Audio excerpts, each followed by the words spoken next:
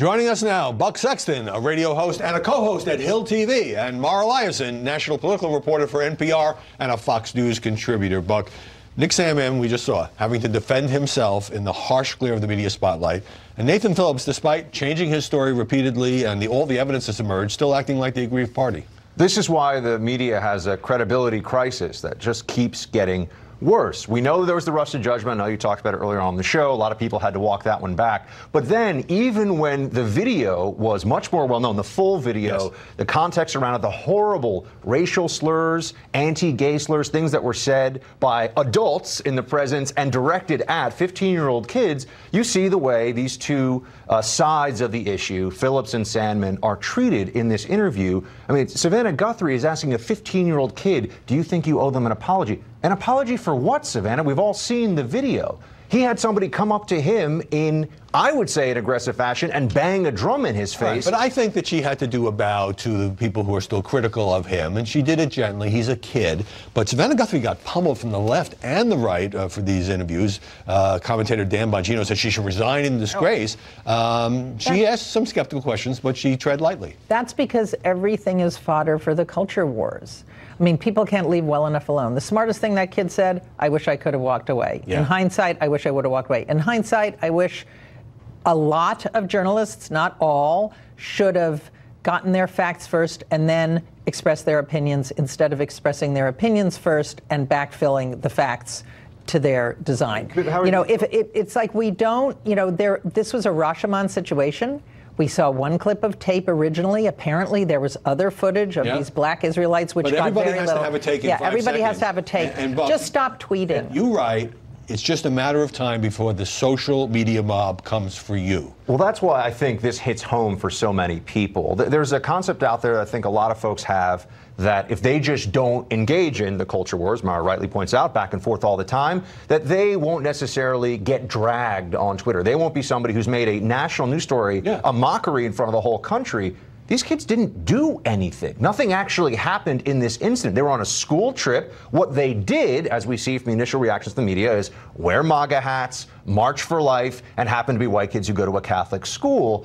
And this just means that anybody who's anywhere could be videoed, could be in even a non-confrontation like this was. But because of the irresponsible way that the media will latch onto things because they see a narrative, you could be going to buy groceries, dropping your kid off at school, opening the door to your apartment building, and all of a sudden CNN is saying, look at this racist. Wow. So you know, there was another feature of this that we've got to mention because this is a feature of journalism today. That video was viralized by bots and people who do that for a living, basically. A generous amount of help from some name-brand journalists. I'm not denying that, but the fact is that it played right into that. All right, meanwhile, the bishop at the diocese in Kentucky apologized for being bullied because they initially came out with a statement very critical of these students.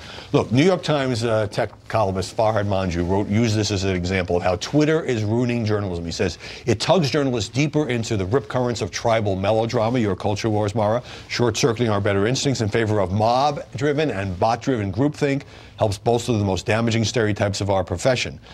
His solution is to tweet a whole lot less, or could it also just be to think before you tweet? I think that Twitter is accidental transparency for journalism. I think that this is fantastic. It's like truth serum? Because what you see are people who work at the New York Times, who work at CNN, who work at the Washington Post, among many other outlets, who all day long are retweeting and replying to and giving high fives to left-wing activists. I mean, they'll give high fives to people whose jobs in the media are to tear down the opposition in the media, and then they say, but I'm just an objective, neutral party here. I just want to bring you the facts. Okay, this is laughable. But Buck, aren't there conservatives who also use Twitter, who also are part of these cultures war? Say they are conservative. You walk down the street here to CNN, and they're living in a fantasy land where they're just presenting you with the facts and objective, neutral reporting, and no American should buy that anymore. And I think they're starting to realize that. There are some news organizations, including NPR, that have guidelines about what you can do and say on Twitter. It's fine to retweet your colleagues' work, which is a really good use of Twitter because Twitter has a vast audience, but it's not an opinion platform if you are not a columnist or an opinion journalist. David Brooks says in New York Times that both left and right at different times have joined these online mobs. And in this Covington case,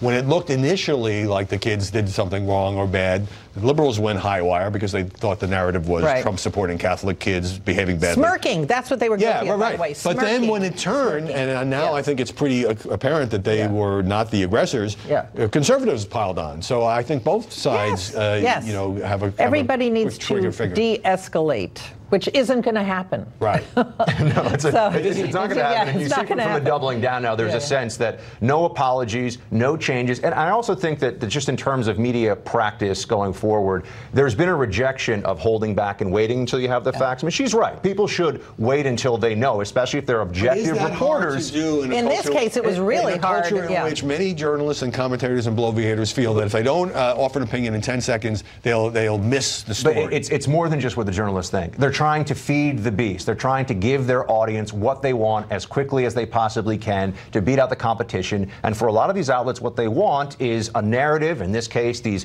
bigoted anti-Catholic kids being racist. They want to feed that to them, and they'd rather take the hit on, okay, maybe we got this a little wrong, than say, maybe we're lighting our credibility on fire day after day. And just briefly, I mean, we've all probably rushed to judgment. I'm sure I have, but Twitter has turned into a thing, and it has a lot of good aspects where we're all on deadline all the time, every second. Yep. And that's a tough temptation to resist. It's really bad, and it's really hard to see how you put that genie back in the bottle. Right. It's like saying if there was no television, like we'd all be having Lincoln Douglas debates. All right, Buck Sexton, Mara Eliason, great to see you both this Sunday.